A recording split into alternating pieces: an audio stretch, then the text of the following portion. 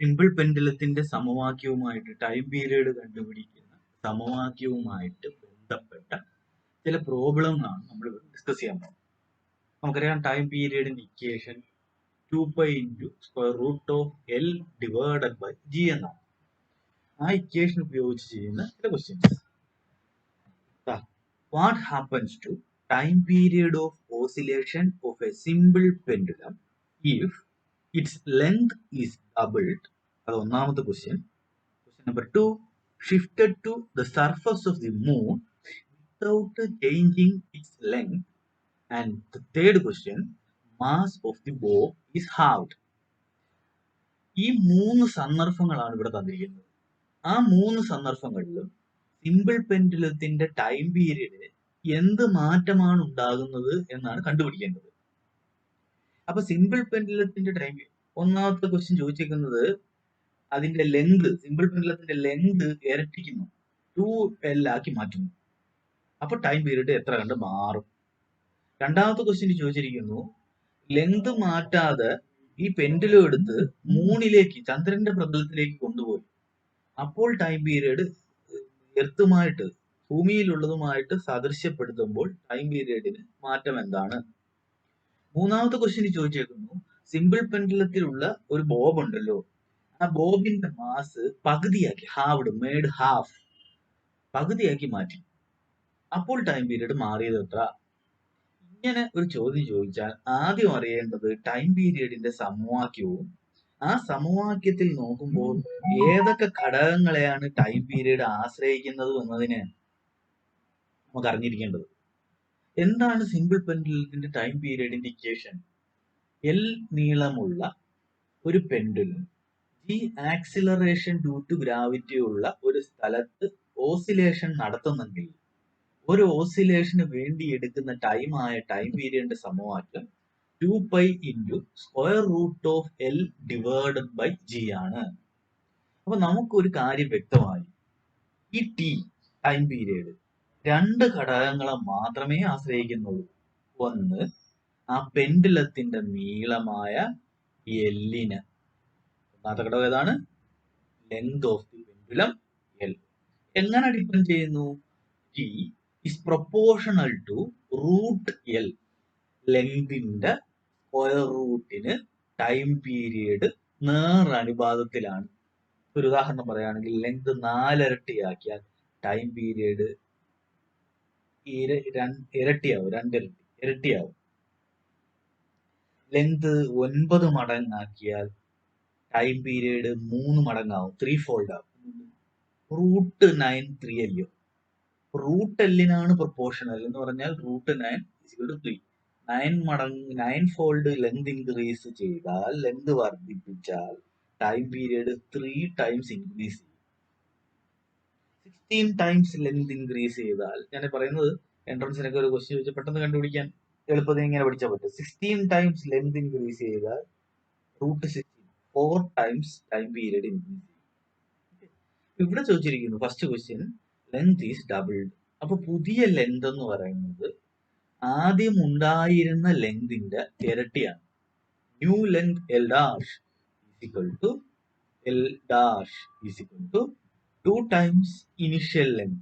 Initial length എല്ലായിരുന്നു, അതിനെ 2 മടങ്ങ് കൊണ്ട് ഗുണിച്ചതാണ് പുതിയ ലെങ്ത് എൽ ഡാഷ്. അപ്പൊ ടൈം പീരീഡ് മാറണം. അപ്പൊ ടൈം പീരീഡിന്റെ പുതിയ സിമ്പൽ നമുക്ക് ടി ഡാഷ് എന്ന് കൊടുക്കാം. ഈ ഇക്വേഷനിൽ എന്ത് മാറ്റം വരും? 2 മാറ്റണ്ട, പൈ മാറ്റണ്ട, റൂട്ട് ഓഫ് ജി മാറണ്ട. മാറിയത് എന്ത് മാത്രം? ഈ കിടക്കുന്ന എല്ലിന് പകരം നമ്മൾ എന്തിടണം? L dash. ആ എൽ ഡാഷിന്റെ വില എത്രയെന്ന് കൊടുക്കുകയും ചെയ്യാം, നമുക്ക് 2L എന്ന് കൊടുക്കുകയും ചെയ്യാം. അപ്പൊ പുതിയ ടൈം പീരീഡ് ടി ഡാഷ് എന്ന് പറയുന്നത് 2π × square root of L divided by G എന്നുള്ളത് L dash divided by G ആയി മാറി. ആ എൽ ഡാഷിന് പകരം ഞാൻ എന്ത് സബ്സ്റ്റിറ്റ്യൂട്ട് ചെയ്ത് കൊടുക്കണം? ആ എൽ ഡാഷിന് പകരം 2L എന്ന് പറയുന്ന വില സബ്സ്റ്റിറ്റ്യൂട്ട് ചെയ്തു. ഓക്കെ, സോ പുതിയ ടൈം പീരീഡ് ഇൻഡിക്കേഷൻ ഇങ്ങനെ മാറി 2π × square root of 2L divided by G. L ഡാഷിന് പകരം എന്തിട്ട് കൊടുക്കും? നമുക്കറിയാം ഈ 2π into square root of L by G. 2π into square root of L by G. 2π into square root of L by G. ആരാണ് ഈ 2π into square root of L by G? Initial time period. It is the initial time period. Okay. അപ്പൊ നമുക്കൊരു കാര്യം ചെയ്യാം. ഈ initial time period നമ്മളെ T ആണ്. ആദ്യം ഉണ്ടായിരുന്ന ടൈം പീരീഡ് ടി ആണ്. അപ്പൊ 2π into square root of 2L by G എന്ന് കിടക്കുന്ന ഇപ്പൊ ഇക്വേഷനിൽ ഒരു √2 പുറത്തെടുത്ത് വെച്ചു. √2 റൂട്ടിനകത്ത് 2 കിടന്നാൽ അത് √2 into ബാക്കി എന്താ ഉള്ളത് 2π into root of L by G.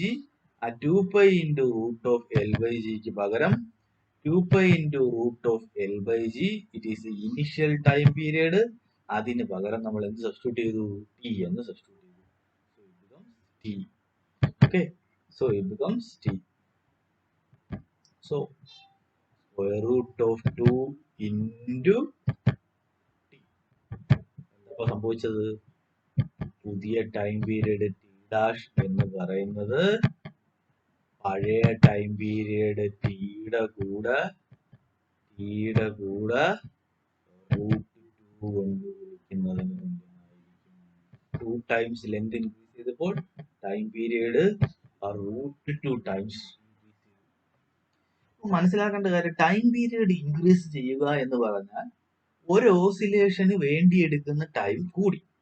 അപ്പൊ അങ്ങനെ പറയാനുള്ള ഒരു കാര്യമുണ്ട്. ഇപ്പൊ ക്വസ്റ്റ്യനിൽ ചോദിച്ചിരിക്കുന്നത് does the clock becomes faster or slower എന്നാണ്.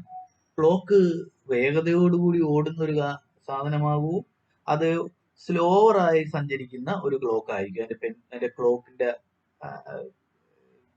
സ്ലോ ആയി മാറും, അത് ഫാസ്റ്റ് ആയി മാറും എന്നാണ് ക്വസ്റ്റ്യൻ. ഇപ്പൊ ഈ ടൈം പീരീഡ് കൂടുക എന്ന് പറഞ്ഞാൽ ഞാൻ പറഞ്ഞു ഒരു ഓസിലേഷന് വേണ്ടി എടുക്കുന്ന സമയം വർദ്ധിച്ചെങ്കിൽ ആ മോഷൻ സ്ലോ ആയി മാറുകയാണ് ചെയ്തത്. ടൈം പീരീഡ് ഇൻക്രീസ് ചെയ്ത് ടൈം ഇൻക്രീസ് ചെയ്തെന്ന് നിങ്ങൾ വിചാരിച്ചാൽ ഒരു ഓസിലേഷന് വേണ്ടി കൂടുതൽ സമയം എടുത്തെങ്കിൽ ആ മോഷൻ എന്തായി മാറിയത്? സ്ലോ ആയി മാറിയത്. അത് പ്രത്യേകം ശ്രദ്ധിക്കണം. ടി കൂടുന്നെങ്കിൽ മോഷൻ സ്ലോ ആവുന്നു. ടി കുറയുന്നെങ്കിൽ കുറഞ്ഞ സമയത്തിനുള്ളിൽ ഒരു ഓസിലേഷൻ പൂർത്തിയായി, അതിനർത്ഥം ഫാസ്റ്റർ ആവുന്നു. ഓക്കെ, അതും ശ്രദ്ധിക്കണം. അങ്ങനെയാണെങ്കിലോ ശരി. അപ്പോഴ് ഇവിടെ ലെങ്ത് ഡബിൾ ചെയ്തപ്പോ ടൈം പീരീഡ് √2 times. ഇനി അടുത്ത question, shift to the surface of the moon without changing the length. Length മാറുന്നില്ല, പക്ഷെ മൂൺ ഇവിടുന്ന് എടുത്ത് എർത്തിന്റെ സർഫസിൽ നിന്ന് എടുത്ത് മൂണിന്റെ സർഫസിലേക്കാണ് പെൻഡുലത്തിനെ കൊണ്ടുപോയത്. എന്ത് വ്യത്യാസമാണ് മൂണും എർത്തും തമ്മിലുള്ളത്? വേറെ വ്യത്യാസങ്ങളെ കുറിച്ചൊന്നും നമ്മൾ ചിന്തിക്കേണ്ട, അതിന്റെ ഘടന അതൊന്നുമല്ല നമുക്ക് വേണ്ടത്. ഈ ടൈം പീരീഡിനെ അഫക്ട് ചെയ്യത്തക്ക രീതിയിൽ, ടൈം പീരീഡിന് മാറ്റം ഉണ്ടാക്കത്തക്ക രീതിയിൽ എന്ത് മാറ്റമാണ് എർത്തിലും മൂണിലുമായിട്ടുള്ളത് എന്ന് നോക്കുമ്പോൾ രണ്ട് കാര്യങ്ങളാണ് ടൈം പീരീഡിനെ നിർണ്ണയിക്കുന്നത്. ഒന്ന് പെൻഡുലത്തിന്റെ ലെങ്തും, രണ്ടാമത്തത് ജിയുമാണ്. ആ സ്ഥിതിക്ക് ഇതിൽ രണ്ടിൽ ഏതെങ്കിലും മാറ്റം ഉണ്ടോ എന്ന് നോക്കണം. ക്വസ്റ്റ്യൻ പറഞ്ഞിട്ടുണ്ട് എല്ല് മാറ്റാതെയാണ് മൂണിന്റെ സർഫസിലേക്ക് കൊണ്ടുപോയതെന്ന്. അപ്പം പിന്നെ മാറുന്ന അടുത്ത ഘടകം ജി ആണ്. എർത്തിലെ ജിയും ആക്സിലറേഷന്റെ വിലയും ഈ മൂണിലെ ആക്സിലറേഷന്റെ വിലയും തുല്യമല്ല. മൂണില് എർത്തിലുള്ളതിന്റെ 1/6 വിലയെ ജിക്കുള്ളൂ. Acceleration due to gravity at the surface of the moon is equal to 1/6 of that at the surface of the earth. എർത്തിൽ പതിക്കുന്ന അതേ വേഗതയോടുകൂടി മൂണില് അതേ ഉയരത്തിൽ നിന്നിട്ട് അതേ വസ്തുവിന് അതേ ആക്സിലറേഷൻ കണ്ടെത്താൻ സാധിക്കില്ല. മൂണില് 1/6 വാല്യൂ മാത്രമേ ഉള്ളൂ എർത്തിലുള്ളതിന്റെ. അതാണ് ആ വ്യത്യാസം. അപ്പൊ അതാണ് നമുക്ക് സബ്സ്റ്റിറ്റ്യൂട്ട് ചെയ്തത്. When the pendulum is shifted to the surface of the moon, the acceleration due to gravity decreases. Acceleration due to gravity കുറയുന്നു. എത്ര കണ്ട് കുറയുന്നു? 1/6 times than that of the earth. എർത്തിലുള്ള ജിയുടെ 1/6 ജി ആണ് മൂണിലുള്ളത്. അപ്പൊ നമുക്ക് ജിയുടെ വാല്യൂ ജി ഡാഷ് എന്ന് വിളിക്കാം. പുതിയ ജി ഡാഷ് എന്ന് പറയുന്നത്, അതായത് മൂണിലുള്ള ജി ആണ് ജി ഡാഷ് എന്ന് ഞാൻ കൊടുത്തിരിക്കുന്നു. അത് എർത്തിലുള്ള ജിയുടെ 1/6 മാത്രമേ കാണൂ. ജി ഡാഷ് ഡിവൈഡഡ് ബൈ മൂണിലുള്ള ജി എന്ന് പറയുന്നത് എർത്തിലുള്ളതിന്റെ 6 മാത്രം. അപ്പൊ നമുക്ക് ആ ഇക്വേഷൻ 2π × √L/g എന്ന് പറയുന്ന ഇക്വേഷനിൽ T' എന്ന് പറയുന്ന പുതിയ, അപ്പൊ നമ്മൾ ടൈം പീരീഡിന്റെ സമവാക്യത്തില് 2π × √L/g' എന്ന് വരും. കാരണം g ഇവിടെ മാറിയിട്ടുണ്ട്. ആ g' പകരം നമ്മൾ g/6 കൊടുക്കണം. കാരണം ഇപ്പോൾ ഈ നിൽക്കുന്നത് 3-ലാണ്. അവിടെ g' വാല്യൂ ആ g/6 മാത്രമേ ഉള്ളൂ. എർത്തിലെ ജിയുടെ 6 ഉള്ളൂ. ഈ 1/6 എന്ന് പറയുന്ന അത് യഥാർത്ഥത്തിൽ ന്യൂമറേറ്ററിലേക്ക് പോകും. അത് 6 ആവും. 1/6 ആണ്. സോ 2π × √6L/g എന്നാണ്. ഈ √6 ഞാൻ വെളിയിലെടുത്തു. √6 ബാക്കി ഇവിടെ വരുന്നത് 2π × √L/g. 2π × √L/g. സോ T' പുതിയ ടൈം പീരീഡ് എന്ന് പറയുന്നത് √6 × 2π × √L/g. ഈ 2π × √L/g എന്ന് പറയുന്നത് മൂണിലേക്ക് കൊണ്ടുപോകുന്നതിന് മുമ്പുള്ള എർത്തിലെ ടൈം പീരീഡിന്റെ വിലയാണ്. അപ്പൊ ആ 2π × √L/gക്ക് പകരം എന്ത് കൊടുക്കാം? T എന്ന് കൊടുക്കാം. പുതിയ ടൈം പീരീഡ് T' √6 ഇവിടെ ഉണ്ടായിരുന്നു. അതേ ഇൻറ്റു 2π × √L/gക്ക് പകരം പഴയ time period, initial time period T. മൂണിലെ ടൈം പീരീഡ് എന്ന് പറയുന്നത് എർത്തിലെ ടൈം പീരീഡിന്റെ √6 കൊണ്ട് വർദ്ധിച്ചു. Time period on earth. ഇവിടെയും ആ പെൻഡുലത്തിന്റെ മോഷൻ എന്താ ചെയ്യുന്നത്? സ്ലോ ആയി മാറുകയാണ് ചെയ്തത്. കാരണം സമയം കൂടുതൽ എടുത്താണ് ഒരു ഓസിലേഷൻ കംപ്ലീറ്റ് ആകുന്നത്. അപ്പം മോഷൻ സ്ലോ ഡൗൺ ചെയ്യും. പിന്നെ അടുത്ത ക്വസ്റ്റ്യനിലോട്ട് കിടക്കാം. Third question, mass of the bob halved. Mass ബോബിന്റെ, സിംഗിൾ പെൻഡുലത്തിന്റെ ബോബിന്റെ മാസ് പകുതിയാക്കി മാറ്റിയെന്നാണ് ക്വസ്റ്റ്യൻ പറയുന്നത്. അപ്പൊ അറിയേണ്ട ഒരു കാര്യമുണ്ട്, ഈ ടൈം പീരീഡിന്റെ എക്സ്പ്രഷനിൽ ആകെ 2 ഫാക്ടേഴ്സ് മാത്രമേ ടൈം പീരീഡ് ഡിപ്പെൻഡ് ചെയ്യുന്നുള്ളൂ. ഒന്ന് എല്ലും ജിയും. ഇവിടെ പറഞ്ഞത് ബോബിന്റെ മാസാണ്. അപ്പൊ ടൈം പീരീഡ് ബോബിന്റെ മാസിനെ ഡിപ്പെൻഡ് ചെയ്യുന്നില്ല എന്ന് വേണം നമ്മൾ പറയാൻ. അതുകൊണ്ട് ബോബിന്റെ മാസ് പകുതിയാക്കിയാലും ടൈം പീരീഡിന് ഒരു തരത്തിലുള്ള മാറ്റവും സംഭവിക്കില്ല. മാസിനെ ഡിപ്പെൻഡ് ചെയ്യുന്നില്ല. 5 കിലോഗ്രാം മാസമുള്ള ബോബ് സസ്പെൻഡ് ചെയ്താലും 10 കിലോഗ്രാം മാസമുള്ള ബോബ് സസ്പെൻഡ് ചെയ്താലും ടൈം പീരീഡിന് മാറ്റമില്ല. ഒരേ ടൈം പീരീഡ് ആയിരിക്കും ഇത് രണ്ടിനും. Because T is independent of mass of the body. Okay, from the expression for time period of oscillation, time period of oscillation സമവാക്യത്തിൽ നിന്ന് it is clear that ഇത് വ്യക്തമാണ്, T time period is independent of mass of the body. T ബോബിന്റെ മാസിനെ depend ചെയ്യുന്നില്ല. T ബോബിന്റെ മാസിനെ depend ചെയ്യുന്നില്ല, ആശ്രയിക്കുന്നില്ല. അതുകൊണ്ട് തന്നെ hence there will be no change in time period. No change in time period. Time period ഒരു തരത്തിലുള്ള മാറ്റവുമില്ല. എപ്പോൾ? if the mass is halved. ബോബിന്റെ മാസ് പകുതിയാക്കിയാലും ഇരട്ടിപ്പിച്ചാലും 3 മടങ്ങ് വർദ്ധിപ്പിച്ചാലും ഒക്കെ there will be no change in time period. Time period ഒരു തരത്തിലുള്ള മാറ്റവും ഇല്ല. because time period is independent of mass of the body. ഈ ക്വസ്റ്റ്യൻ ആണ്, വളരെ ഇമ്പോർട്ടന്റ് ക്വസ്റ്റ്യൻ ആണ്. ഓക്കെ, ഇനി കുറച്ചും കൂടി ഡിഫിക്കൽട്ട് ആയിട്ടുള്ള ക്വസ്റ്റ്യൻ ആണ്. Pendulum clock shows correct time. Pendulum clock correct time ആണ് ഇപ്പോൾ കാണിക്കുന്നത്. If the length increases by 0.1%, ആ പെൻഡുലം ക്ലോക്കിന്റെ പെൻഡുലം, ലോഹം കൊണ്ട് നിർമ്മിച്ച ആ പെൻഡുലം ഒരു 0.1% കൊണ്ട് അതിന്റെ ലെങ്തിനെ നമ്മൾ വർദ്ധിപ്പിക്കുന്നു. Find error in time per day. ഒരു ദിവസത്തിൽ സമയത്തിന് ഉണ്ടാകുന്ന വ്യത്യാസം എത്ര കണ്ട് വ്യത്യാസം ഉണ്ടാകുന്നു. എറർ എന്ന് പറഞ്ഞാൽ ഇവിടെ തെറ്റെന്ന് പറഞ്ഞാൽ ഇവിടെ വ്യത്യാസമാണ് ഉദ്ദേശിക്കുന്നത്. യഥാർത്ഥ സമയത്തിൽ നിന്ന് എത്ര കണ്ട് വ്യത്യാസം ഉണ്ടാകുന്നു എന്ന് കണ്ടുപിടിക്കണം. പക്ഷെ അത് ഒരു ദിവസത്തെയാണ് നമ്മൾ കണ്ടുപിടിക്കുന്നത്. നമുക്കറിയാം 1 സെക്കൻഡ് ആണ് യഥാർത്ഥ സമയം. 1 സെക്കൻഡ്. ലെങ്ത് വർദ്ധിപ്പിച്ചാൽ അതാണ് ടൈം പീരീഡ്. ഒരു മോഷന് വേണ്ടി എടുക്കുന്ന ടൈം. ഇവിടെ മോഷൻ എന്ന് പറയുന്നത് ഓരോ 1 സെക്കൻഡ് ആണ് ഒരു മോഷൻ. വീണ്ടും 1 സെക്കൻഡ്, വീണ്ടും 1 സെക്കൻഡ്, അങ്ങനെ 60 സെക്കൻഡ് അടിച്ച് 1 മിനിറ്റ്. അങ്ങനെ അത് റിപ്പീറ്റ് ചെയ്ത് ഒരു ദിവസം വരെ സഞ്ചരിക്കുകയാണ്. സമയം മാറിക്കൊണ്ടിരിക്കുകയാണ്. അപ്പോൾ കറക്റ്റ് ടൈം എന്ന് പറഞ്ഞാൽ ടൈം പീരീഡ് ഓഫ് ഓസിലേഷൻ എന്ന് പറയുന്നത് 1 സെക്കൻഡാണ്. ആ 1 സെക്കൻഡിൽ എത്ര കണ്ട് എറർ ഉണ്ടായി, എത്ര കണ്ട് വ്യത്യാസം ഈ ലെങ്ത് വർധനവിലൂടെ ഉണ്ടാകുന്നു എന്ന് നമ്മൾ കണ്ടുപിടിക്കണം. അങ്ങനെ 1 സെക്കൻഡിന് ഇത്ര കണ്ട് വർധനവ് ഉണ്ടായെങ്കിൽ, വ്യതിയാനം ഉണ്ടായെങ്കിൽ, വർധനവ് എന്ന് പറയുമ്പോൾ ചിലപ്പോൾ കുറവാണെങ്കിൽ ഉണ്ടാകും, നമുക്ക് നോക്കാം. വർധനം ഉണ്ടാകുന്നതെങ്കിൽ അങ്ങനെയാണെങ്കിൽ ഒരു മണിക്കൂറിൽ എത്രയാണെന്ന് നമുക്ക് കണ്ടുപിടിക്കാം, 1 മിനിറ്റിൽ എത്രയാണെന്ന് കണ്ടുപിടിക്കാം. അങ്ങനെയാണെങ്കിൽ 1 മണിക്കൂറിൽ എത്രയെന്ന് കണ്ടുപിടിക്കാം. അങ്ങനെയാണെങ്കിൽ 1 ദിവസത്തിൽ എത്രയെന്ന് കണ്ടുപിടിക്കാം. കാരണം നമുക്കറിയാം 1 സെക്കൻഡ് 60 സെക്കൻഡ് ചേരുമ്പോൾ 1 മിനിറ്റ്. 1 സെക്കൻഡിൽ ഇത്ര വ്യതിയാനമെങ്കിൽ 60 സെക്കൻഡിൽ എത്ര, അപ്പോൾ 1 മിനിറ്റിന് 60 മിനിറ്റ് ചേരുമ്പോൾ 1 അവർ, അപ്പോൾ 1 അവറിൽ എത്ര, അതായി.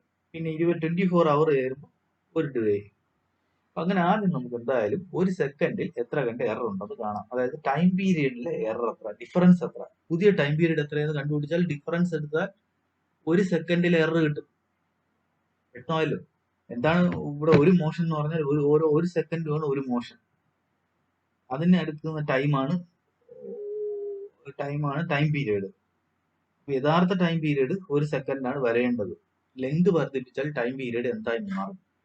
T equal to 2 pi into root of L/G യിൽ ലെങ്ത് നമ്മൾ മാറ്റുന്നു. ഒറിജിനൽ ടൈം പീരീഡ് എന്ന് പറഞ്ഞാൽ time for 1 second 2 pi into root of L/G ആണ്.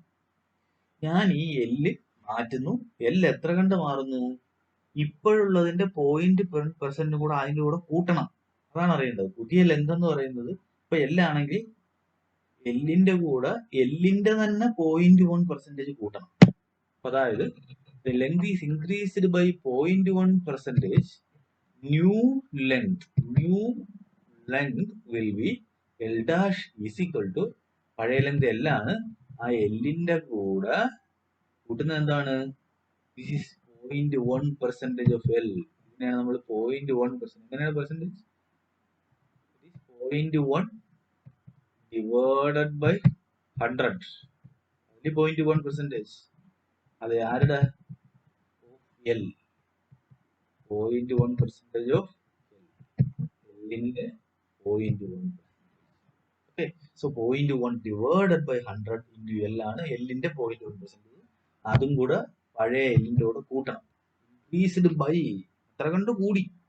L plus 0.1 divided by 100 into L is 1.001 അല്ലേ? L കോമ എടുത്താൽ ഇവിടെ 1 വരും, ഇവിടെ 0.001, രണ്ടുകൂടെ ആഡ് ചെയ്യുമ്പോൾ 1.001. ഇതാണ് പുതിയ length. Okay, so time period എന്ന് പറയുന്നത് ടി ഡാഷ്, അതായത് 1 സെക്കൻഡിൽ എത്ര കണ്ട് പുതിയ 1 സെക്കൻഡിന് പകരം ഇപ്പോൾ എന്താണ് ടൈം പീരീഡ് നോക്കാം. T dash is equal to 2 pi into root of L മാറിയത് കൊണ്ട് L ഡാഷ് എന്നായി.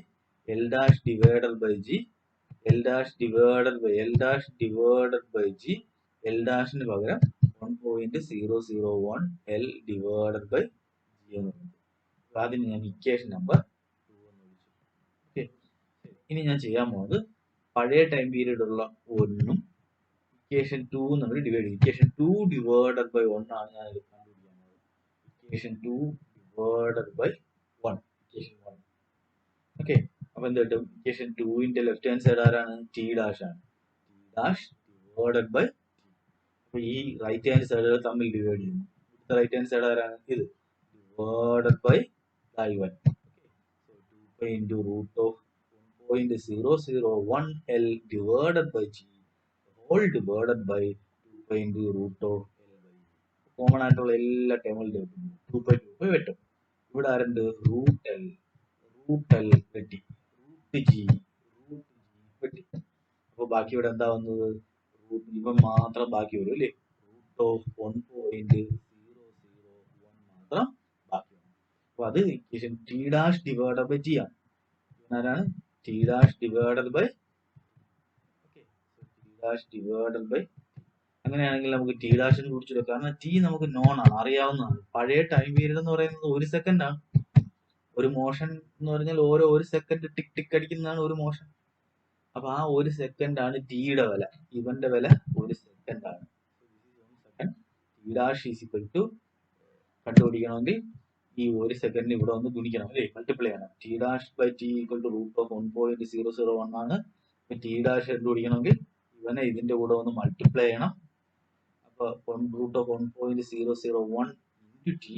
പക്ഷെ ടിയുടെ വില എത്രയാണ്? 1 സെക്കൻഡാണ്. ടിയുടെ വില 1 സെക്കൻഡാണ്. അതേപോലെ റൂട്ട് ഓഫ് 1.001ന്റെ വില 1.00005 ആണ്. ഓക്കെ, 49 സംതിങ് കിട്ടും. അതിനെ 5 ആയിട്ട് അപ്രോക്സിമേറ്റ് ചെയ്തു.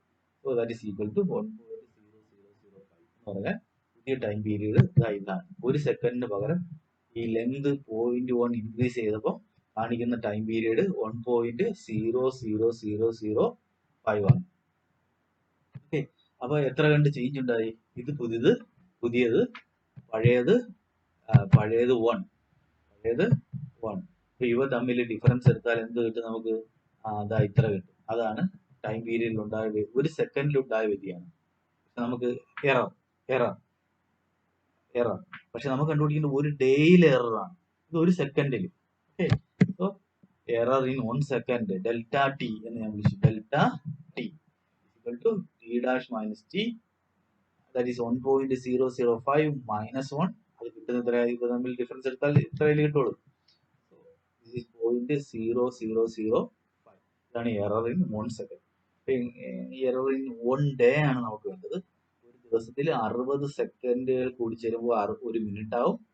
അങ്ങനെയുള്ള 60 മിനിറ്റുകൾ കൂടി ചേരുമ്പോൾ 1 അവർ ആവും.